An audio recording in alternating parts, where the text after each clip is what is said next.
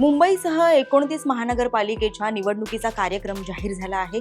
राज्य निवडणूक आयोगानं पत्रकार परिषद घेत 15 जानेवारीला मतदानाची तारीख जाहीर केली आहे, तर 16 जानेवारीला मतमोजणी पार पडेल.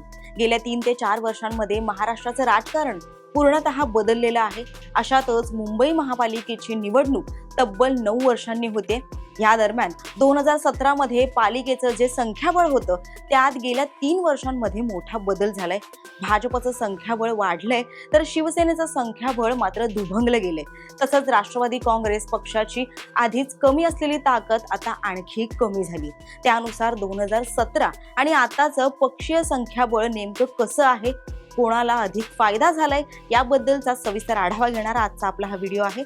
नमस्कार, मी प्रेसिता आणि आपण पाहताय लोकसत्ता लाईव्ह. मुंबई महानगरपालिकेची निवडणूक 15 जानेवारीला होणार असून या निवडणुकीसाठी राजकीय पक्षांमध्ये जागा वाटपाच्या चर्चा सुरू झाल्या आहेत. या जागा वाटपात 2017 मध्ये कोणती जागा कोणत्या पक्षाकडे होती या मुद्द्याला खूप महत्त्व आहे. 2017चं मुंबई महापालिकेतील जे संख्याबळ होतं त्यात गेल्या 9 वर्षांमध्ये मोठे बदल झाले आहेत. त्यामुळे आताचं पक्षीय बलाबल हा देखील या जागा वाटपात मोठा कळीचा मुद्दा ठरणार आहे. गेल्या 2-2.5 वर्षात राज्यात सत्तापालट झालं. तसंच शिवसेना आणि राष्ट्रवादी या 2 पक्षात फूट पडली. त्यामुळे त्याचे पडसादही मुंबई महापालिकेच्या पक्षीय संख्याबळात पाहायला मिळत आहे. शिवसेना हा मोठा पक्ष फुटल्यामुळे 2017 मधील अनेक नगरसेवक पक्षप्रमुख उद्धव ठाकरे यांच्या गटातून उपमुख्यमंत्री एकनाथ शिंदे यांच्या पक्षात गेले. त्यामुळे त्यांचा मोठा परिणाम येत्या निवडणुकीवर होणार आहे. भाजपचा एकही माजी नगरसेवक गेल्या 9 वर्षात बाहेर पडला नाही. मात्र ठाकरे यांच्या पक्षातील तेजस्वी घोसाळकर आणि काँग्रेसच्या श्वेता कोरगावकर यांनी भाजपामध्ये प्रवेश केल्यामुळे भाजपकडच्या माजी नगरसेवकांची संख्या आता 84 झाली. मुंबई महानगरपालिकेच्या 2017 मध्ये झालेल्या निवडणुकीत एकसंघ शिवसेनेचे 84 नगरसेवक निवडून आले होते.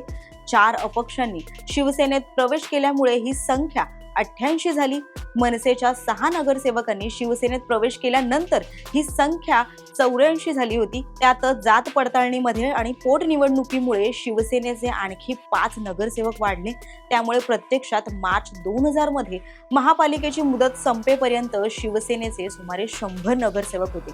मात्र गेल्या 2-2.5 वर्षात अनेक नगरसेवकांनी ठाकरेंची साथ सोडल्यामुळे ठाकरे यांच्याकडे आता केवळ 54 नगरसेवक उरले आहेत, तर शिवसेना शिंदे पक्षाकडे 58 नगरसेवक आहेत. 2017चं जर आपण संख्याबळ पाहिलं तर फुटीच्या आधी शिवसेनेकडील नगरसेवकांची संख्या ही 84 होती, तर भाजपकडे 82 नगरसेवक होते.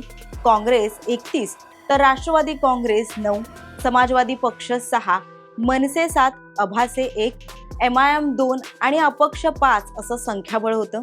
तेच आताची स्थिती जर आपण पाहिली तर भाजपा पहिल्या क्रमांकावर येतो. भाजपाकडे 84 इतकं संख्याबळ आहे. तर आता फूट पडलेल्या शिवसेना ठाकरे गटाकडे 56 नगरसेवक आहेत. शिवसेना शिंदे गटाकडे हे संख्याबळ 58 आहे. काँग्रेसकडे 18, तर राष्ट्रवादी शरद पवार गटाकडे 2, राष्ट्रवादी अजित पवार गटाची संख्या आहे 2, समाजवादी पक्षाकडे 4 इतकं संख्याबळ आहे. मनसेकडे सद्यस्थितीत एकही नगरसेवक नाही, तर अभासे, MIM आणि अपक्ष असं प्रत्येकी एक संख्याबळ आहे.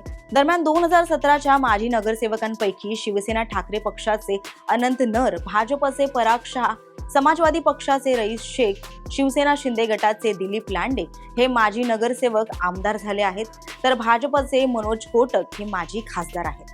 काँग्रेसच्या रजनी केणी, शिवसेना ठाकरे पक्षाचे विश्वनाथ महाडेश्वर, भाजपचे सुनील यादव, डॉक्टर राम बारोटे हे माजी नगरसेवक दिवंगत झाले आहेत. त्यामुळे आता जागा वाटपावरून काय राजकीय नाट्य रंगणार हे पाहणं तितकंच महत्त्वाचं ठरेल. राजकीय घडामोडी संदर्भातील अशाच अपडेट्स आम्ही तुमच्यापर्यंत पोहोचवू. त्यासाठी लोकसत्ताच्या YouTube चॅनेलला सबस्क्राईब करा आणि पाहत राहा लोकसत्ता लाईव्ह.